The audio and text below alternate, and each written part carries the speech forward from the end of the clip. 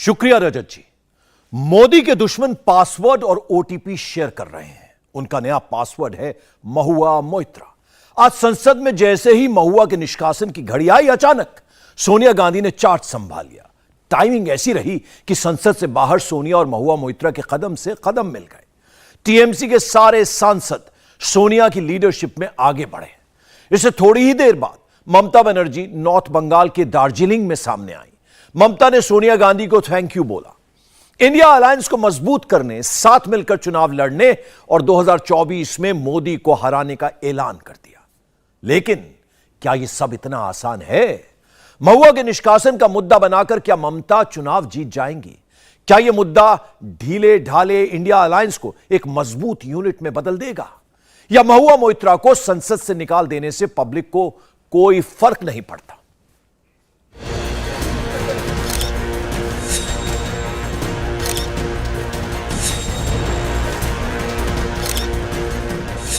महुआ ने ममता और सोनिया की मित्रता करा दी। मैडम और ममता इंडिया अलायंस की नंबर 1 पार्टी और नंबर 2 पार्टी फिर से एक पेज पर आ गए हैं। Today I congratulate the Indian Alliance. All they are together. We are united. They fight back, and party fully supporting Mahua's case.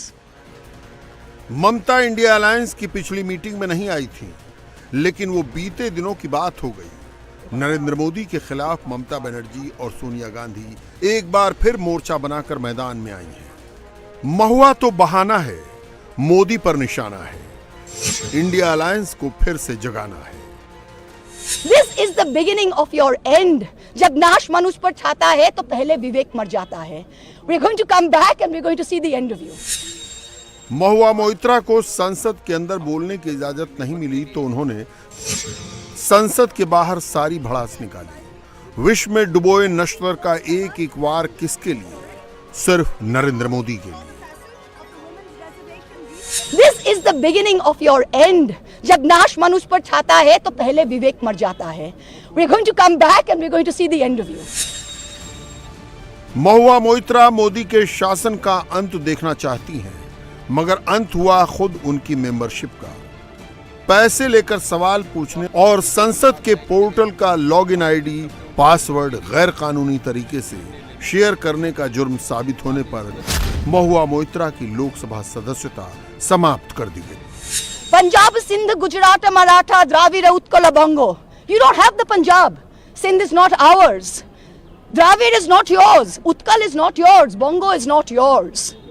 Where do you think you're going to rule us? Where do you think you get this brute majority from? Mahua Moitra पर फैसला करने के लिए लोकसभा में कोई vote division नहीं हुआ। Voice vote से ही महुआ पार्लियामेंट से आउट कर दी गई। संसद सदस्य श्रीमती महुआ मोइत्रा के विरुद्ध सदन में प्रश्न पूछने के बदले नकदी में प्रत्यक्ष संलिप्तता के संबंध में दिनांक 15 अक्टूबर 2023 को दी गई शिकायत पर आचार संहिता की पहली रिपोर्ट पर विचार के उपरांत समिति के निष्कर्षों को स्वीकार करती है कि सांसद श्रीमती महुआ मोइत्रा का आचरण अनैतिक और संसद सदस्य के रूप में अशोभनीय है और इस कारण उनको लोकसभा सदस्य बने रहना उपयुक्त नहीं होगा। इसलिए संकल्प करती है कि उन्हें लोकसभा की सदस्यता से निष्कासित कर दिया जाए। जो सदस्य इस प्रस्ताव के पक्ष में हाँ कहें, जो विरोध में ना कहें, मेरे विचार में निर्णय हाँ वालों के पक्ष हुआ। हाँ वालों के पक्ष में प्रस्ताव स्वीकृत हुआ। लोकसभा स्पीकर के इस अनाउंसमेंट के बाद जो हुआ, उसकी स्क्रिप्ट राइटर भी सोनिया गांधी थी और डायरेक्टर भी सोनिया गांधी रही। कैमरे के आगे पहला जमावड़ा संसद की सीढ़ियों पर लगा। महुआ को सपोर्ट देने और इंडिया अलायंस के सांसदों को महुआ के पीछे खड़ा करने का काम सोनिया गांधी ने किया। वहां राहुल गांधी भी मौजूद थे, लेकिन कमान सोनिया ने अपने हाथों में रखी। महुआ मोइत्रा को अपने साथ लेकर सोनिया ही संसद भवन में गांधी प्रतिमा तक पहुंची। जरा याद कीजिए, तृणमूल के सांसदों को आपने कब सोनिया गांधी के साथ इस तरह देखा था? यह सब हुआ क्योंकि इसमें ममता बनर्जी की भी सहमति थी। I don't understand how the members will go through 495 pages within this half an hour, and how all the speakers will take a decision. They didn't allow Mahua to take her own stand to explain her situation. We have also 2/3 majority. We can do anything. We can expel anybody from the house. Our party will fight along with Indian Alliance together. This matter open our eyes again.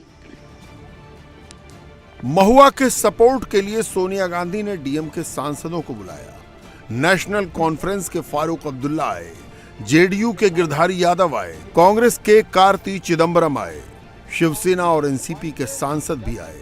Gandhi प्रतिमा के आगे से महुआ जब जाने लगी तो जाने से पहले उन्होंने लोकसभा में कांग्रेस के नेता अधीर रंजन चौधरी को ढूंढा और अधीर से हाथ मिलाकर निकली। राजनीति में संकेतों का बड़ा महत्व होता है। कांग्रेस और तृणमूल के एक होने के संकेत आज कांग्रेस ने भी दिए और ममता ने भी। इसे देखिए 106 पेजेस है और सिर्फ यही नहीं, सारे एनेक्स्चर वगैरह कुल मिला के 495 पेजेस है। तो आप ये कहिए कि कोई मनुष्यों की इतना क्षमता है कि इतना जल्दबाजी में सारे पेपर पढ़ ले और उसके अंदर कोई गलतियां है, कोई उस बारीकी से जानकारी लेने में वो कोई कामयाब हो सकते हैं। अब बताइए, आप चाहते हैं मर्यादा को रखते हुए, उच्च कोटि मर्यादा को पालन करते हुए हम सदन में विस्तार पर चर्चा करें, क्योंकि सर ये एक छोटी मुद्दा नहीं, ये एक नजीर बन के जाएंगे। ये जिसके खिलाफ कोई मतलब शिकायत है, ये नेचुरल जस्टिस कहते हैं, उनको बोलने का मौका देना चाहिए। और साथ साथ सर ये नया सदन ऐसा ना करे कि नया सदन एक नए कलंकित अध्याय की आगाज ना करे। ये मेरा शंका है। तो आप ये कहिए। कांग्रेस के अधीर रंजन चौधरी ने तृणमूल कांग्रेस की मेंबर ऑफ पार्लियामेंट महुआ को अपना पक्ष रखने के लिए समय देने की मांग की। कांग्रेस के मनीष तिवारी ने भी ये मांग की। ये मांग आसन ने ठुकरा दी। First of all, Mr. Speaker, sir, this house should be adjourned. All the whips should be withdrawn from all the sides, because we are not sitting as ordinary members of this house. We are sitting as judges in a jury in order to decide the fate of one of our honorable colleagues. संसद में वही हुआ जो होना था। सबूतों और गवाहों के साथ पेश की गई 495 पेज की एथिक्स कमेटी रिपोर्ट पर एनडीए और इंडिया अलायंस की पार्टियां बंट गई। बहुमत एनडीए के पास है, इसलिए महुआ बच नहीं पाई। मध्य प्रदेश, राजस्थान और छत्तीसगढ़ में कांग्रेस की हार के बाद इंडिया अलायंस का भविष्य अधर में लटक गया था। महुआ ने उसमें फेविकोल लगा दिया। सवाल है कि क्या इंडिया अलायंस फिर से एक हो जाएगा? क्या इंडिया अलायंस 24 तक टिक पाएगा? अगर 24 तक टिका रह गया तो क्या इंडिया अलायंस मोदी को हरा पाएगा?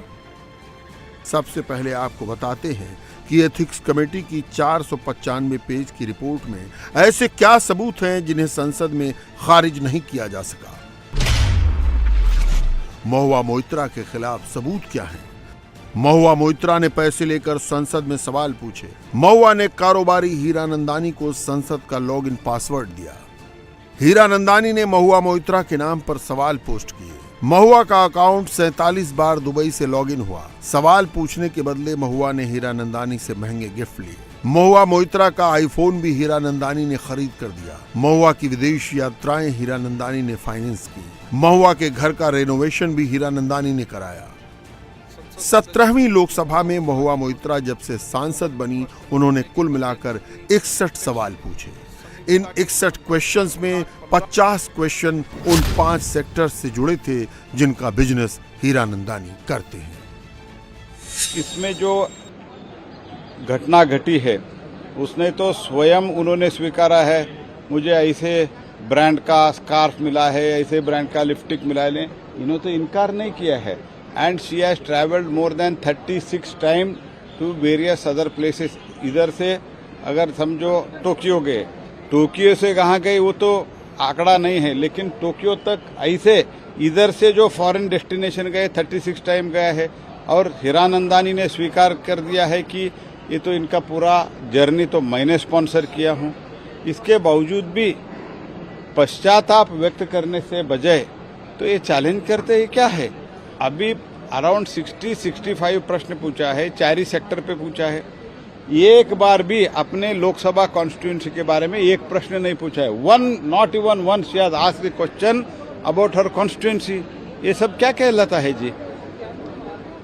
क्या बात कर रहे हो? लोकसभा में आखिरी एंट्री लेने से पहले महुआ मोइत्रा ने महाभारत के रण की बात की। माँ दुर्गा आ गई है, अब देखेंगे। जब नाश मनुष्य पर छाता है पहले विवेक मर जाता है। तो ये जो इन लोग वस्त्रहरण शुरू किए ना, अब महाभारत का रण देखिएगा। ठीक है, थैंक यू। सदन में ऐसा कोई रण देखने को नहीं मिला। लोकसभा में विपक्ष ने वोट डिवीजन की मांग तक नहीं की।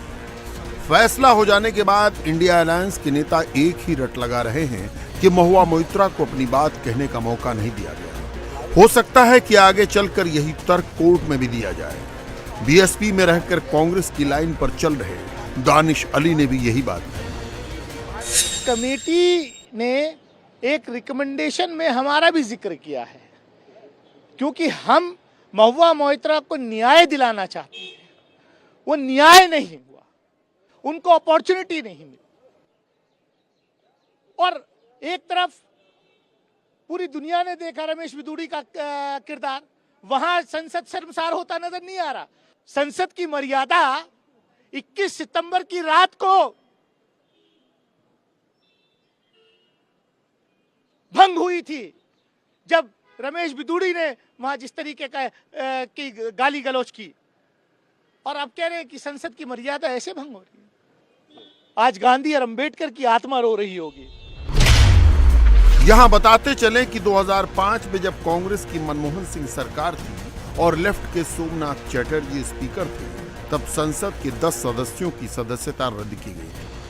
वो मामला भी कैश फॉर क्वेरी यानी पैसे लेकर सवाल पूछने का था। 2005 में 10 सांसदों की सदस्यता रद्द करने का प्रस्ताव खुद सदन के नेता प्रणब मुखर्जी ने रखा था। तब किसी भी आरोपी सांसद को बोलने का मौका नहीं दिया गया था। महुआ अगर बोलती तो क्या बोलती? महुआ मोइत्रा वही बोलती जिसे उन्होंने संसद भवन की सीढ़ियों पर कैमरे के सामने बोला। I am 49 years old. I will fight you for the next 30 years inside parliament, outside parliament, in the gutter, on the streets. আদিম হিংস্র মানবিকতার যদি আমি কেউ হই, স্বজন হারানো শ্মশানে তোদের চিতা আমি তুলবই। We will see the end of you. संसद से निष्कासित तृणमूल कांग्रेस की सांसद को एक नैरेटिव गढ़ना था और उन्होंने इस मौके का इस्तेमाल बखूबी कर लिया। जहां तक मौका मिलने की बात है, महुआ मोइत्रा को पूरे मौके मिले। एथिक्स कमेटी की मीटिंग में उनको बुलाया गया, वो वहां पहुंची भी, लेकिन शंकाओं का समाधान करने की जगह एथिक्स कमेटी के सदस्यों से ही भिड़ गईं और गाली गलौज का आरोप लगाते हुए बाहर आ गईं। हमारे चेयरमैन साहब ने कुछ प्रश्न किए और जितने भी प्रश्न थे वो जो दर्शन हीरानंदानी जी का एफिडेविट है उसी से संबंधित थे। और जैसे ही प्रश्न हुए वो आपे से बाहर हो गई, बहुत क्रोधित हो गई और मुझे लगता है संयम छोड़ दी और बहुत ही क्रोध में आग बबूला होकर असंवैधानिक भाषा का प्रयोग हमारे चेयरमैन साहब के बारे में किया और कक्ष से बाहर चली गई। एक तरह से मैं कह दूं कि उन्होंने वॉकआउट स्टेज किया।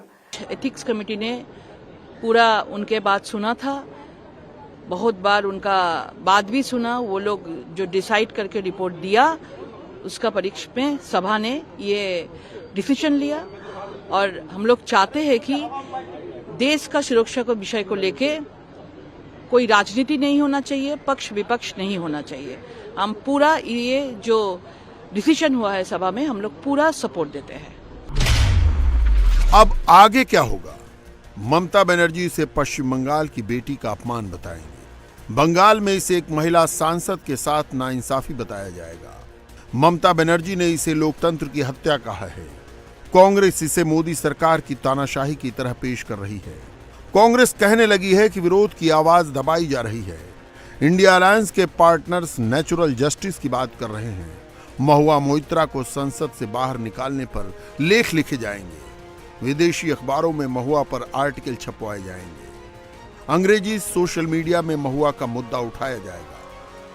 कुल मिलाकर महुआ के बहाने मोदी के खिलाफ माहौल बनाया जाएगा। मुझे लगता है कि ये न्यायोचित नहीं है। सबसे पहले तो अकॉर्डिंग टू द प्रोसीजर ये गलत है, पहली बात। दूसरी बात, कमेटी ने पहली लाइन में कहा कि ये गिल्टी है, इनको निष्कासित कर दो, और दूसरी लाइन में कह रही है कि इसकी और इंक्वायरी होनी चाहिए। तो जो आपने पहले ही किसी को गिल्टी मान लिया तो उसकी इंक्वायरी की क्या बात करें? तो ये बहुत सारे विरोधाभास है। असल में भारतीय जनता पार्टी की मूल समस्या ये है कि वो सशक्त महिलाओं से घबराते हैं, और अगर अडानी की कोई बात कर ले तो सदन में आपके लिए जगह नहीं है। असलियत यह है कि अडानी और मोदी के रिश्तों पर जो सवाल उठाएगा उसके खिलाफ हर तरह की मनमानी कार्रवाई की जाएगी। कांग्रेस कहती है अन्याय के खिलाफ हम साथ हैं। इसमें अन्याय मोदी सरकार के लिए लिखा गया है, हम साथ हैं इंडिया अलायंस के लिए लिखा गया है। उत्तर और मध्य भारत के 3 प्रमुख राज्यों में कांग्रेस की हार के बाद कांग्रेस अभी तक रिव्यू मीटिंग ही कर रही है। आगे इंडिया अलायंस की मीटिंग प्लान्ड है। कांग्रेस 2024 के लिए अपने सहयोगियों के साथ बैठने वाली है। उससे पहले महुआ के बहाने ये माहौल बनाया जा रहा है कि कांग्रेस को अपनी सहयोगी पार्टियों की चिंता है और वो सबकी फिक्र करती है।